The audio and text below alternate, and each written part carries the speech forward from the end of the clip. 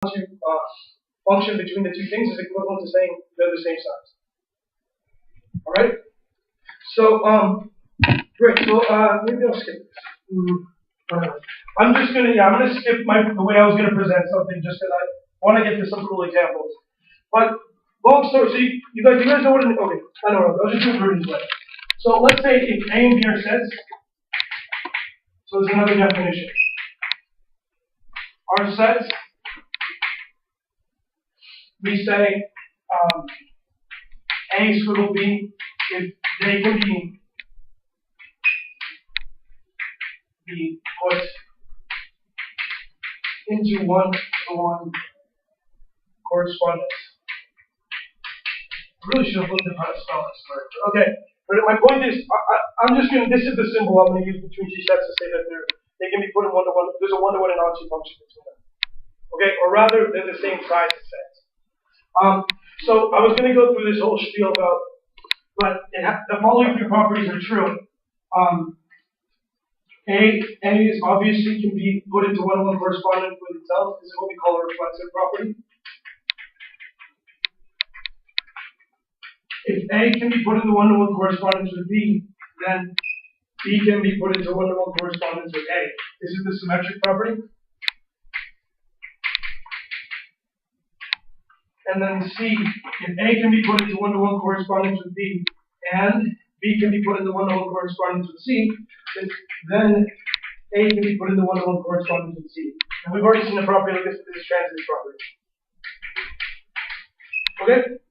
So I was going to go into a spiel with all these definitions. But in general, if I have a relationship between things that have these three properties, we call it an equivalence relation.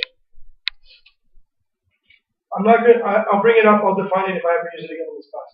But if I have these three properties for some relation, it's called an equivalence relation. For example, equality of numbers is an equivalence relation. Or congruence of polygons in the plane is an equivalence relation. But I don't know, we'll see, I'm pretty sure we'll see a couple more of these. In fact, one construction of R goes through equivalence relations. It's actually pretty cool. But the book doesn't have that one. Great. So are there any questions so far? Topics, yeah.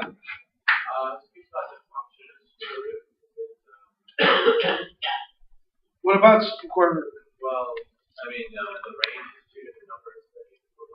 Right, no, so that's the thing. So you got to be careful. When you say a function, the square root, you're defining what each value is. And usually when you say the function square root, you mean the positive square root of each positive number. Does that make sense? So then you're defining the function. Right?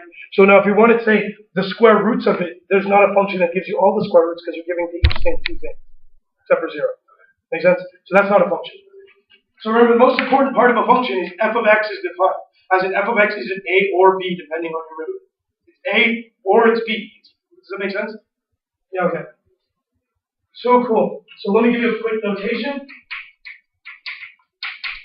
For the sake of what I'm doing now. Oh yeah, by the way, Bruin has a few other words for being able to put in one-to-one correspondence. He sometimes say have the same cardinal number or say equivalent.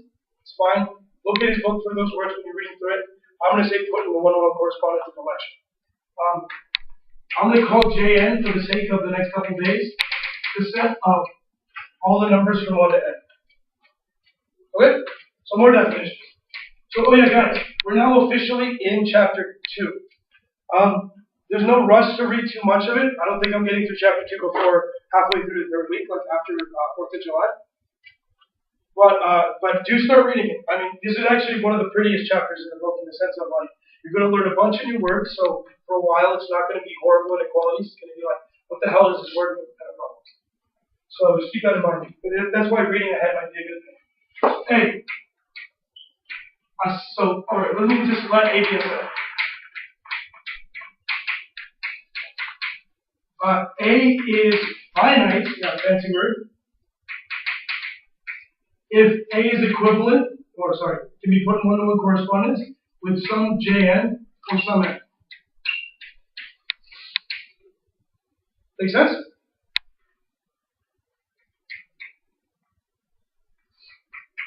A is infinite if A is not finite.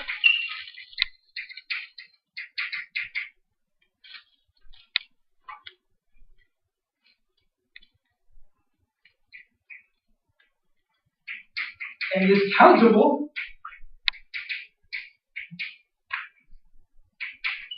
if A can be put into one-to-one correspondence with the natural numbers.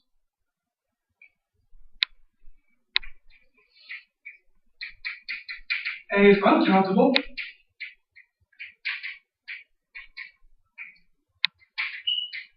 if A is not finite, so let's say infinite, and not countable. That's actually not that big of a surprising definition, I guess. I think I wanted to define one other thing. What else did I go there? Alright. So we say A is at most countable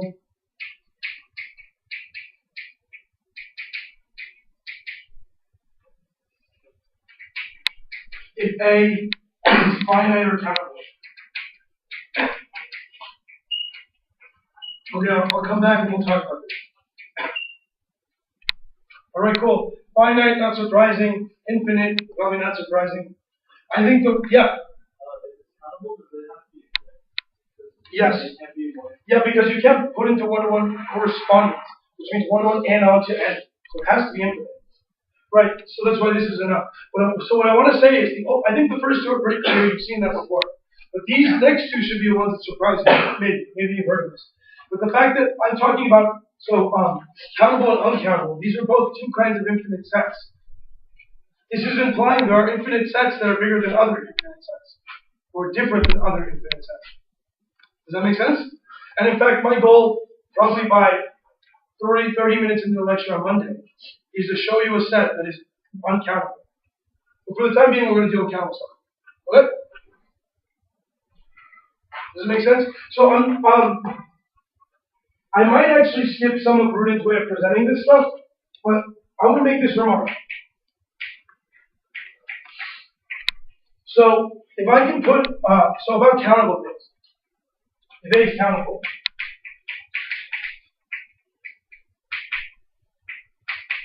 so this is actually something interesting. So look at N. I can put it in a one-to-one correspondence with N, or otherwise N can be put in one-to-one correspondence with A. Or I can find a function from N that goes into A and it's one-to-one and onto. So now look at this nice property about N.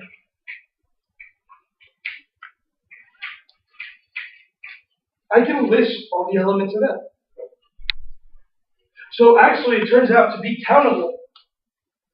It'd be the same as being able to list all the elements of A. So if A is countable, we can, so this is, I'm going to put big quotation marks around this. But yeah, this is an idea. Because what I mean by list, I mean I'm telling you there's a first, a second, a third, a fourth, and each one of those will be the one that 1 gets sent to, the one that 2 gets sent to, the one that 3 gets sent to. Does that make sense?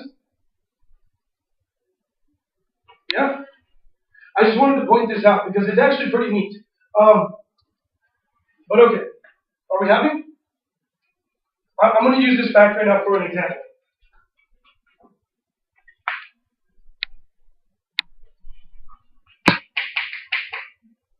Claim. It's actually going to be a little bit of a proof. Z is countable.